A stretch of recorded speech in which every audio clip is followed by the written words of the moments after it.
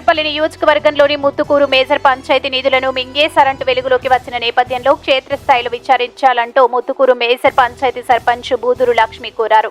ఈ క్రమంలో శనివారం సర్వేపల్లి నియోజకవర్గ జనసేన పార్టీ సమన్వయకర్త బొబ్బేపల్లి సురేష్ నాయుడు జనసేన నాయకులు కార్యకర్తలతో వెళ్లి ఆమెను కలిసి మద్దతు పలికారు. ఈ సందర్భంగా బొబ్బేపల్లి సురేష్ నాయుడు మాట్లాడుతూ ముత్తుకూరు సర్పంచ్ బూదూరు లక్ష్మి పంచాయతీ నిధులు గల్లంతయ్యాయి అంటూ డిప్యూటీ సీఎం జనసేన పార్టీ అధినేత పవన్ కళ్యాణ్ కి లేఖ రాయడం జరిగింది. ఈ నేపథ్యంలో ఆమెను కలవగా ఆమె తమకు వాస్తవాలను వివరించడం జరిగింది. విషయాన్ని డిప్యూటీ సీఎం పవన్ కళ్యాణ్ దృష్టికి జనసేన పార్టీ ఆధ్వర్యంలో తీసుకెళ్తాం. సర్వేపల్లి ఎమ్మెల్యే సోమిరెడ్డి చంద్రమోహన్ రెడ్డి సహకారంతో దీనిపైన పూర్తి స్థాయిలో విచారణ చేయించి పంచాయతీ నిధులను కాజేసిన వైసీపీ నాయకులపై కఠిన చర్యలు తీసుకోవాలని తాము డిమాండ్ చేస్తున్నాం. గిరిజన సర్పంచ్ అయినటువంటి లక్ష్మికి అండగా రాష్ట్ర program committee convener Kote Venkateswarlu, Sarvepalli నియోజకవర్గ మహిళా అధ్యక్షురాలు గుమ్మినేని వాణి భవానీ మద్దతుగా నిలిచారు. ఈ కార్యక్రమంలో రహీం, అశోక్, మస్తాన్, కిషోర్, సుమన్, చిన్నా తదితరులు పాల్గొన్నారు.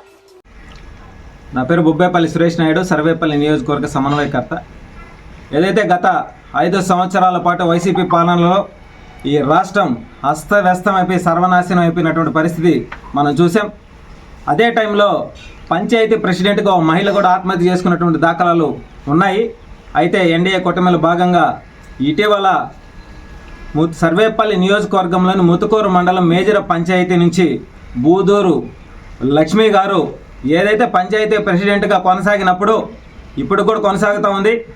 అయితే వైసీపీ పాలనలో ఆమె పైన అనేక విధాలుగా బిల్లులు చేయించుకొని ఆమెకి సంబంధం లేకుండా ఆవిడ పైన నెట్టే విధంగా ప్రయత్నాలు జరుగుతున్నాయనేటువంటి ఆలోచనతో ముందస్తుగానే అయా పంచాయతీలో నిధులు మొత్తం కాజేయబడ్డాయి కాబట్టి దీని నుంచి నన్ను కాపాడండి అని చెప్పి మా అధినేత జనసేనాని పవన్ కళ్యాణ్ గారు కూడా ఒక లేఖ రాసే విధంగా నిన్నటి రోజు మీడియా పూర్వకంగా రావడం జరిగింది. ఈరోజు జనసేన పార్టీ నుంచి మన కొట్టే వెంకటేశ్వర గారితో కలిసి మేమంతా కూడా వచ్చి ఆమెకు అండగా నిలబడ్డాం.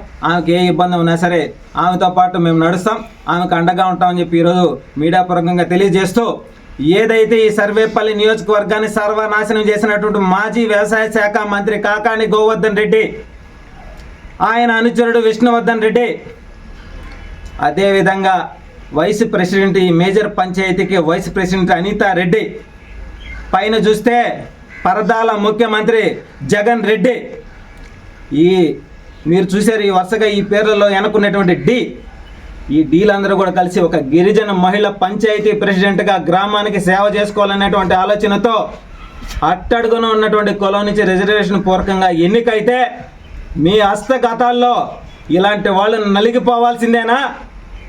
కోట్ల రూపాయలు గ్రామ పంచాయతీల నిధులు కాజేశారు.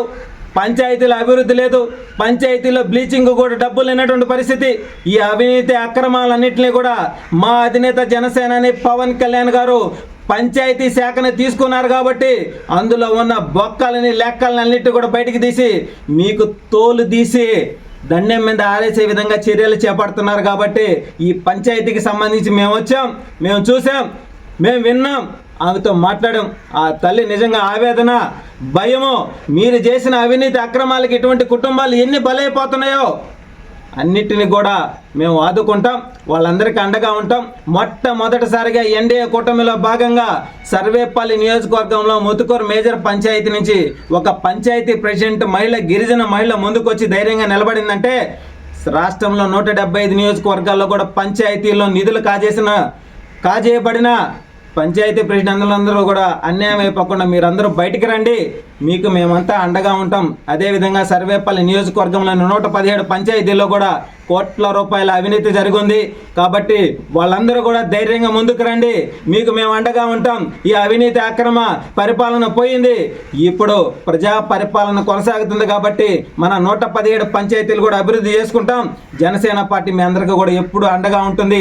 అనేక సమస్యలపై ఇదే సర్వేపల్లి నియోజకవర్గంలో అలుపెరగని పోరాటం చేశాం.